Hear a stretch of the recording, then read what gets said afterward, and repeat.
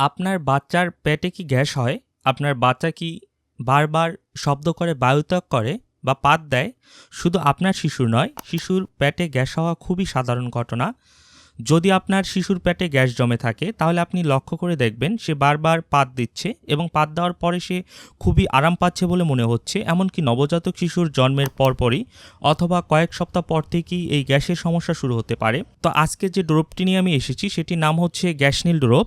সাধারণত এই গ্যাসনিল ড্রপটি যে সকল বাচ্চাদের পেটে সমস্যা হয়ে থাকে, যেমন দীর্ঘ সময় ধরে কান্না করা, সেটা কয়েক ঘন্টা বা পুরো একদিনও হতে পারে, আপনার শিশু বেশিরভাগ সময়ই অখুশি থাকবে, এছাড়াও বাচ্চা খেতে এবং ঘুমাতে চাইবে না, কান্নার সময় পেট মোচড়াবে এবং মুখ লাল হয়ে যাবে, শিশু পা দুটো উপরের দিকে তুলে রাখবে এবং অনেক বেশি অস্থির থাকবে।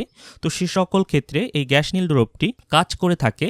তো এই গ্যাসনিল ড্রপটির ভিতরে রয়েছে সিমিথিকন ইউএসপি ৬৭ মিলিগ্রাম হিসেবে। তো এই ড্রপটি আপনারা বাচ্চাদেরকে কিভাবে খাওয়াবেন সেটি এখন আপনাদেরকে আমি বলে দিচ্ছি, কিন্তু তার পূর্বে ড্রপটির ভিতরে কীরকম সেটি একটু দেখে নিই।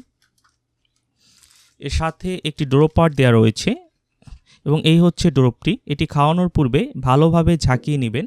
তো এটি খাওয়ানোর নিয়ম কি সেটি আপনাদেরকে এখন আমি বলে দিচ্ছি। এই ড্রপটি যে সকল বাচ্চাদের বয়স 2 বছরের নিচে তারা দৈনিক 0.3 মিলি করে 4 বার খাওয়াতে হবে। আমি আবারও বলে দিচ্ছি, যে সকল বাচ্চাদের বয়স 2 বছরের নিচে তারা দৈনিক 0.3 ml করে 4 বার খাওয়াতে হবে। এছাড়াও এটি রোগের উপর সমন্বয় করে বাড়ানো বা কমানো যেতে পারে। সেক্ষেত্রে অবশ্যই আপনারা যদি না বুঝে থাকেন নিচে কমেন্ট করবেন, বাচ্চার বয়স লিখবেন, আমি যথাসম্ভব উত্তর দেওয়ার চেষ্টা করব।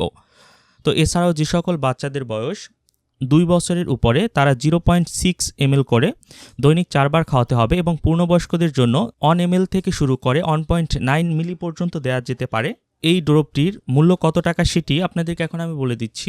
এটি সাধারণত 30 টাকায় যে কোনো ফার্মেসির দোকান থেকে আপনারা ক্রয় করতে পারবেন। এটি বাজারজাত করে থাকে এসকেপ ফার্মাসিউটিক্যাল লিমিটেড। এছাড়াও শিশুদের গ্যাস হলে কি করবেন? যদি শিশুর অতিরিক্ত গ্যাস জমে সেক্ষেত্রে শিশুকে ঢেকুর তোলাতে হবে, পেটে মাসাজ করতে হবে এবং অতিরিক্ত ক্ষুধা লাগার আগেই শিশুকে খাওয়াতে হবে। তাছাড়াও বাইসাইকেল চিকিৎসা পদ্ধতি রয়েছে, সেক্ষেত্রে শিশুকে চিৎ করে 2 পা ধরে বাইসাইকেল চালানোর ভঙ্গিতে নাড়াচাড়া করতে হবে। এতে তার পেট থেকে গ্যাস দূর হওয়ার সুযোগ পাবে। তো এই ছিল গ্যাসনিল ড্রপ সম্পর্কিত সকল তথ্য ও উপাত্ত।